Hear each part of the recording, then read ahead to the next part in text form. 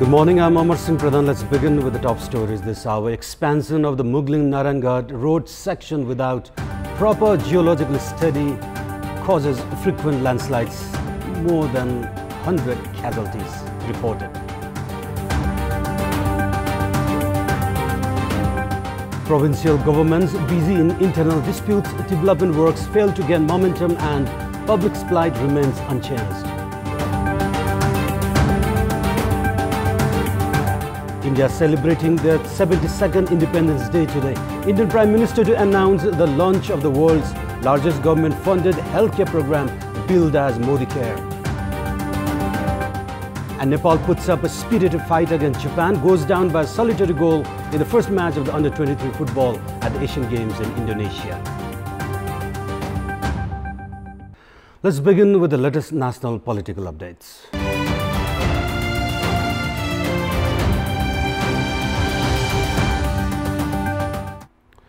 Mughling-Narangarh road section is hit by a landslide almost every day these days. It has been more than 3 years since the road expansion project had started. However, experts have opined that the lack of geological and technical study has hampered the project and repeated landslides incidents. Under the road expansion project, the 33-kilometer length of the Mughling-Narangarh road section's width was intended to expand from 8 meters to 11 meters. The geological study for the expansion was done in 2011 and the project was initiated in April 2015. However, right after the project started, the April 2015 earthquake hit Nepal and 31 zones in the road section was declared risk-prone. Despite the zones being risky, the project continued. The project was initiated with a grant of 3 billion rupees from the World Bank. The government has spent 140 million rupees on landslide mitigation measures during this monsoon season alone. Following the road upgrading project, 121 people have lost their lives to landslides, while 310 were injured and 14 others are still missing. The expansion should have made the road section stronger. However, despite spending a huge amount of money and claiming to complete the project, no authority has yet taken responsibility for the mishaps or answered the project's credibility. Geologists have said the project was initiated and conducted without a proper geological and technical study. Experts have further alleged the project's authorities of continuing with the expansion work despite knowing the risk involved. The government has made a habit out of initiating projects without an extensive study and preparations and neglecting the project's sustainability. The Mughling-Narangarh road section has become the latest example of the government's negligence, which, if continued, should cost more to the national coffers and to the public as well. And moving on, 6 months have passed since the formation of the provincial government under the federal setup. While 6 months is enough to get development works started, the provincial governments have so far been ineffective, largely remaining focused in their own internal issues. The government of Province 7 formulated 21 laws in the past 6 months and preparations are underway to formulate another 24. Despite the budget for the fiscal year already released, development projects have yet to gain momentum in Province 7. This is largely accounted to lawmakers and ministers busying themselves in public assemblies and inaugurating events instead of putting time in implementing development plans and policies. Despite a two-third majority government, Nepal Communist Party has failed to declare the province capital and decide the name for the province. The public has not experienced the access to the government as promised in the party's election campaigns. Instead, they have been burdened with unnatural increase in taxes. The lack of resources can also be accounted for the provincial government's snail-paced performance. Provincial governments have been under additional pressure recently after heavy criticism from the public since the local levels started charging heavy taxes. The lack of experience, inadequate infrastructures and lack of budget has squeezed the province's playing ground as well. Likewise, the failure to strike a balance between the promises made to the public and the expectations has made the provincial government ineffective. And with that, it's now time for a short break. More news when we come back. Do stay tuned. Welcome back. It is not surprising to know of trade unions interfering in transfer processes of civil service personnel. The government has always been an audience to such activity for long, and it has just got worse in a recent incident where trade union members misbehaved with government officials who denied transfers that favored the union's agenda. Vice Chairman of Civil Service Union Jeevan Bhandari allegedly misbehaved the Under Secretary of the Ministry of Federal Affairs and General Administration Rishi Acharya when he denied making transfer that favored Bhandari's motives. Bhandari is believed to be a close aide of the leaders of the ruling Nepal Communist Party. Bhandari is alleged to have forcibly entered Acharya's office during office hour and staged his discontentment by banging on Acharya's table and even punching Acharya on the face. Despite the serious act, Bhandari is still backed by union leaders and no action has been taken against him as of yet. This is not the first incident of the kind. Prior to this, Joint Secretary of the Ministry of General Administration had faced death threats from union authorities who were close aides of Nepali Congress. Likewise, in another incident, Auditor General Prahlad Pathak was locked in his office for similar reasons. This kind of behavior has been ingrained in Nepal's system solely because the political leaders support these individuals, which raises serious questions over the government along with the integrity and commitment of the public elected leaders in serving the public. And moving on, the government has scholarship programs for poor and deserving students who want to pursue higher education. However, the target segment is not aware of the program as the government has not carried out adequate promotion to disseminate the information. As a result, around 20% of the scholarship amount allocated for students of grade 11 and 12 was not utilized this year.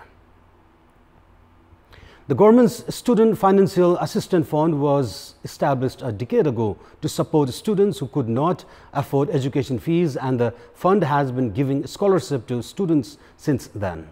Based on the program, deserving students of science faculty of grade 11 and 12 have been receiving an annual scholarship of 24,000 rupees, and graduate students, regardless of the stream, have been receiving 18,000 rupees every year. The fund allocates a budget of 60 million rupees annually for the scholarship provision. However, a majority of students who do not apply for the scholarship as the program requires for them to apply for the scholarship before the results of the previous exams are out. In addition to the fund, the Education Department, local units and universities also have additional scholarship provisions for students of grade 11 and 12. However, to be eligible for this scholarship, students have to be enrolled in community colleges or campuses. Furthermore, majority of the students, guardians and even teachers are unaware of such provisions. According to the fund's records, 14,000 students have already received a scholarship in the past 11 years. However, the program has not been as effective due to improper management and lack of promotions. And yesterday we had asked the service seekers from the hilly districts, service seekers from the hilly districts of Ilam, Panchthar, Taplejung, Sangkhwasabha and Terathum, what problems have they faced at the Transport Management Office? Let's take a look at what they have to say.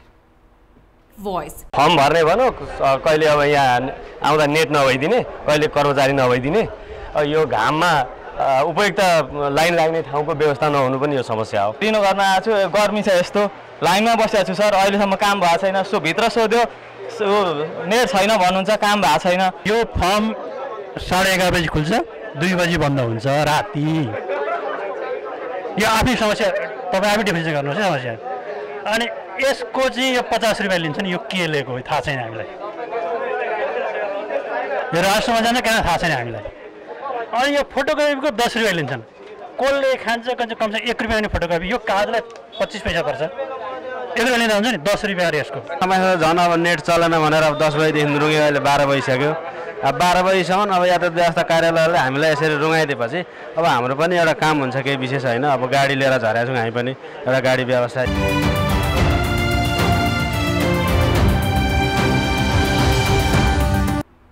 And now time for our segment Public Pulse, where you text us with their opinion. Public Pulse. And the question is, why has the government not implemented Our Water, Our Investment program?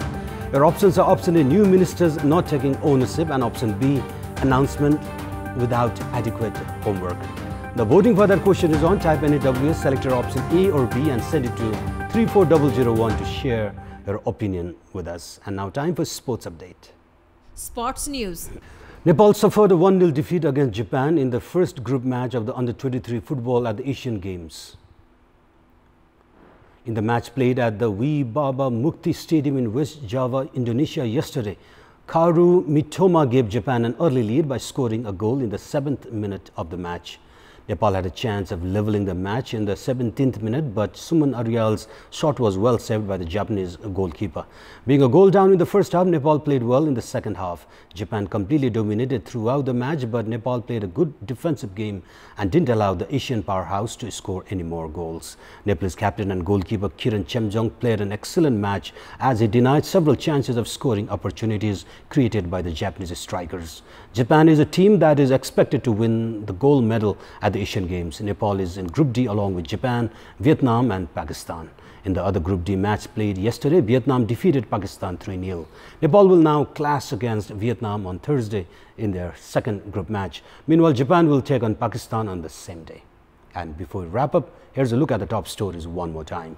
Expansion of the Muglin-Narangad road section without proper geological causes, frequent landslides and more than 100 casualties. Provincial governments busy in internal disputes, development works fail to gain momentum and public's plight remains unchanged. India celebrating their 72nd Independence Day today. Indian Prime Minister to announce the launch of the world's largest government-funded healthcare program billed as Modi Care. And Nepal puts up a spirited fight against Japan, goes down by a solitary goal in the first match of the Under-23 football at the Asian Games in Indonesia. And those were our latest headlines. Stay with us for more news and entertainment on KTV SD. Our next English bulletin will air at 11 a.m. Have a great day ahead.